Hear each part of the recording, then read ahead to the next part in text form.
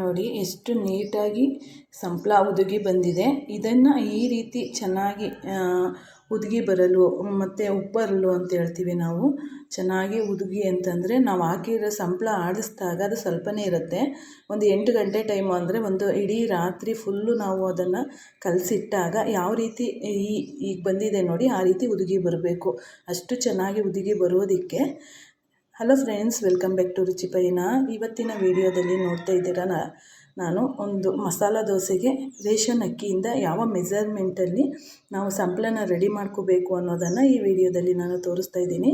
ಹಾಗಿದ್ರೆ ಬನ್ನಿ, ಮಸಾಲ ದೋಸೆ ಜೊತೆಗೆ ಸಂಪ್ಳನ ಯಾವ ರೀತಿ ರೆಡಿ ಮಾಡಿಕೊಂಡೆ ಅಂತ ನಾನು ಈ ವಿಡಿಯೋದಲ್ಲಿ ತಿಳಿಸ್ಕೊಡ್ತಿದ್ದೀನಿ ಫ್ರೆಂಡ್ಸ್. ಆದಷ್ಟು ವಿಡಿಯೋನ ಕೊನೆವರೆಗೂ ನೋಡಿ. ರೇಷನ್ ಅಕ್ಕಿಯಿಂದನೂ ಇಷ್ಟು ಚೆನ್ನಾಗಿ ಹೋಟೆಲ್ ಸ್ಟೈಲಲ್ಲಿ ನಾವು ಮಸಾಲ ದೋಸೆಯನ್ನು ಮಾಡ್ಕೋಬೋದು ಅಂತ ಈ ವಿಡಿಯೋದಲ್ಲಿ ಸಂಪೂರ್ಣವಾಗಿ ತಿಳಿಸಿಕೊಡ್ತಾ ಇದ್ದೀನಿ ನಾನು.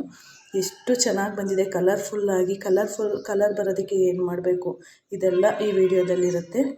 ಆದಷ್ಟು ಕೊನೆವರೆಗೂ ವಿಡಿಯೋನ ನೋಡಿ, ಜೊತೆಗೆ ನಿಮ್ಮ ಫ್ರೆಂಡ್ಸ್ ಆ್ಯಂಡ್ ಫ್ಯಾಮಿಲಿಗೆ ಈ ವಿಡಿಯೋನ ಶೇರ್ ಮಾಡಿ. ಹಾಗಿದ್ರೆ ಬನ್ನಿ, ನಾವು ಯಾವ ಅಳತೆಯಲ್ಲಿ ಹಾಕ್ತೀವಿ ಅಂತ ನೋಡೋಣ.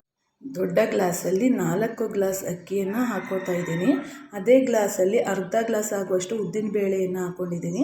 ಒಂದು ಅರ್ಧಕ್ಕಿಂತ ಕಡಿಮೆ ಆಗುವಷ್ಟು ಬೇಳೆ ಮತ್ತು ಅರ್ಧಕ್ಕಿಂತ ಕಡಿಮೆ ಆಗುವಷ್ಟು ಕಡಲೆಬೇಳೆಯನ್ನು ಹಾಕ್ಕೊಂಡಿದ್ದೀನಿ. 1 ಸ್ಪೂನಷ್ಟು ಮೆಂತ್ಯನ ಹಾಕ್ಕೊಂಡಿದ್ದೀನಿ.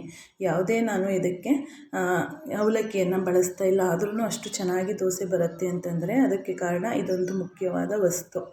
ಬನ್ನಿ, ಹಾಗಿದ್ರೆ ಹೇಗೆ ನಾನು ಅದನ್ನು ಹಾಕ್ತೀನಿ ಅಂತ ನೋಡೋಣ. ಇದಕ್ಕೆ ನೀರು ಹಾಕಿ ಸೈಡ್ಗೆ ಎತ್ತಿಟ್ಬಿಡೋಣ, ಮುಚ್ಚಿ ಎತ್ತಿಟ್ಬಿಡಬೇಕು. ಜೊತೆಗೆ ಅವಲಕ್ಕಿ ಬದಲಿಗೆ ನಾವು ರಾತ್ರಿ ಮಾಡಿದಂತಹ ಅನ್ನ ಇರುತ್ತೆ ನೋಡಿ, ಉಳಿದಿರೋ ಅನ್ನವನ್ನು ನಾವು ಅವಲಕ್ಕಿ ಬದಲಿಗೆ ಅನ್ನವನ್ನು ಹಾಕ್ಕೋಬೇಕು. ಒಂದು ಬಟ್ಲಾಗುವಷ್ಟು ಅನ್ನನ ನಾನು ತಗೊಂಡಿದ್ದೀನಿ.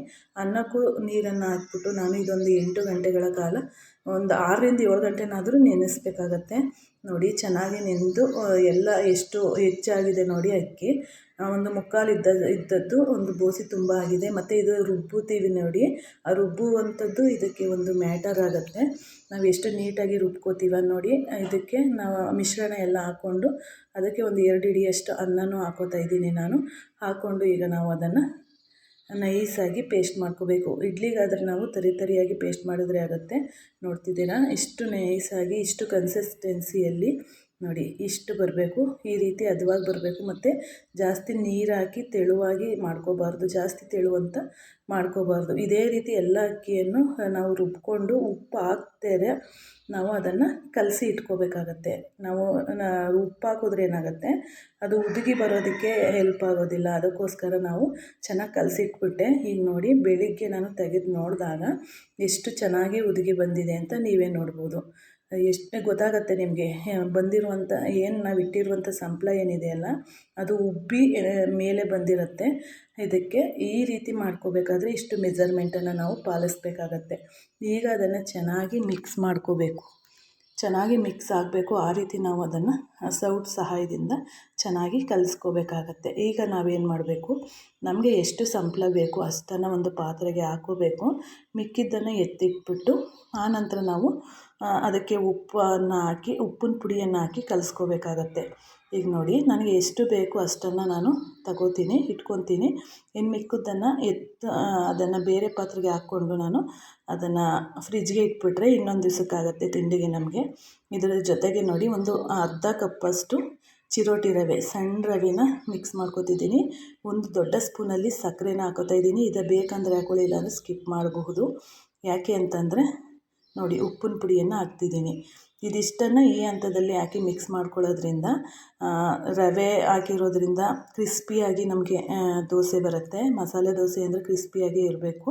ಜೊತೆಗೆ ಸಕ್ಕರೆ ಹಾಕೋದ್ರಿಂದ ನಮಗೆ ಕಲ್ಲರು ತುಂಬಾ ಚೆನ್ನಾಗಿ ಬರುತ್ತೆ. ಹೋಟೆಲಲ್ಲಿ ಯಾವ ರೀತಿ ಇರುತ್ತೋ ಅದಕ್ಕಿಂತನೂ ಚೆನ್ನಾಗಿ ಬರುತ್ತೆ. ನಮ್ಮ ಮನೆಗಳಲ್ಲೇ ನಾವು ಮಾಡ್ಕೋಬೋದು. ಇದಿಷ್ಟನ್ನು ನಾನು ಚೆನ್ನಾಗಿ ಮಿಕ್ಸ್ ಮಾಡ್ಕೋತೀನಿ. ಮಿಕ್ಕ ಸಂಪ್ಳ ಏನಿದೆಯಲ್ಲ ಅದನ್ನು ಒಂದು ಪಾತ್ರೆಗೆ ಹಾಕ್ಬಿಟ್ಟು ಫ್ರಿಜ್ಜಿಗೆ ಇಟ್ಬಿಟ್ರೆ, ನಮಗೆ ಉಪ್ಪೆಲ್ಲ ಬೆರೆಸ್ಬಿಟ್ಟು ಇಡಬೇಡಿ, ಅದಷ್ಟನ್ನು ಆ ರೀತಿ ಸ್ಟೋರ್ ಮಾಡಿಟ್ಟರೆ ನಾವು ಇನ್ನೊಂದು ದಿವಸಕ್ಕೆ ತಿಂಡಿಗೆ ರೆಡಿ ಮಾಡ್ಕೋಬೋದು. ಈಗ ಇದೊಂದು 10 ನಿಮಿಷ ಸೈಡ್ಗೆ ಎತ್ತಿಟ್ಬಿಡೋಣ. ಯಾಕೆ ಅಂತಂದರೆ ರವೆ ಹಾಕಿದ್ದೀವಲ್ಲ, ಆ ರವೆ ಇದಾಗಬೇಕು. ಅದಕ್ಕೆ ರೆಸ್ಟ್ಗೆ ಇಟ್ಬಿಟ್ರೆ ಅದನ್ನ ಒಂದು 10 ನಿಮಿಷ ಅದು ಚೆನ್ನಾಗಿ ಅರಳಿರುತ್ತೆ ಒಳಗಡೆ. ಈಗ ನೋಡಿ, ಇಷ್ಟು ಕನ್ಸಿಸ್ಟೆನ್ಸಿ ಬೇಕು. ಅಪಾರ ತೆಳುನೂ ಇರಬಾರ್ದು, ಅಪಾರ ಗಟ್ಟಿನೂ ಇರಬಾರ್ದು. ಈಗ ದೋಸೆ ತವಾನ ಇಟ್ಟಿದ್ದೀನಿ ನಾನು. ಇದಕ್ಕೆ ಒಂದು ಸೌಟ್ ಆಗೋಷ್ಟು ನಾವು ಇದು ಹಾಕೊಂಡ್ರೆ ಸಂಪ್ಳ ಹಾಕ್ಕೊಂಡು ನೀಟಾಗಿ ಅದನ್ನು ಎಳ್ಕೋಬೇಕು. ಅಪಾರ ಮಂದನೂ ಆಗಬಾರ್ದು, ನೀಟಾಗಿರಬೇಕು ದೋಸೆ.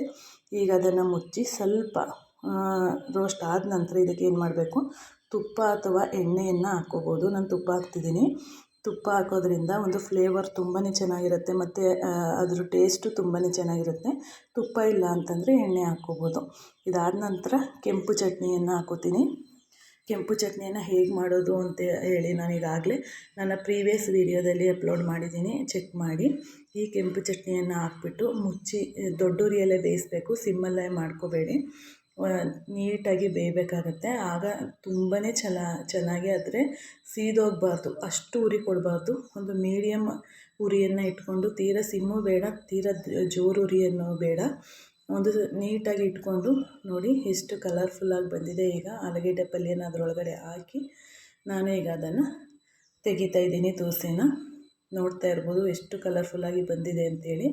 ಈಗ ನೋಡಿ ಇದನ್ನು ಚಟ್ನಿ ಜೊತೆಗೆ ತಿನ್ಬೋದು, ಅಥವಾ ನಮಗೆ ಚಟ್ನಿ ಬೇಡ ಅಂತಂದರೆ ಇದ್ರ ಜೊತೆಗೂ ತಿನ್ಬೋದು, ಗೊಜ್ಜಿನ ಜೊತೆಗೆ ತಿನ್ಬೋದು. ಆಲೂಗೆಡ್ಡೆ ಪಲ್ಯ ಇಲ್ಲಾಂದರೆ ಚಟ್ನಿ ಜೊತೆಗೆ ತಿನ್ಬೋದು. ಇಲ್ಲ ಅಂತಂದರೆ ನೀವು ಬರೀ ಆಲೂಗೆಡ್ಡೆ ಪಲ್ಯದಲ್ಲೇ ತಿನ್ಬೋದು. ಅದಕ್ಕೆ ಒಳ್ಳೆ ಕಾಂಬಿನೇಷನ್ ಅಂದರೆ ಆಲೂಗೆಡ್ಡೆ ಪಲ್ಯನೇ. ನೋಡ್ತಿದ್ದೀರಾ, ಒಂದು ತಿನ್ನುವಂಥವ್ರು ಒಂದು 3ರಿಂದ 4 ದೋಸೆಯನ್ನು ತಿನ್ನುವಷ್ಟು ರುಚಿಕರವಾಗಿ ಆಗುತ್ತೆ. ನಾವು ಮಸಾಲೆ ದೋಸೆ ತಿನ್ನೋದಕ್ಕೆ ಹೋಟ್ಲಿಗೆ ಹೋಗಬೇಕಾಗಿಲ್ಲ.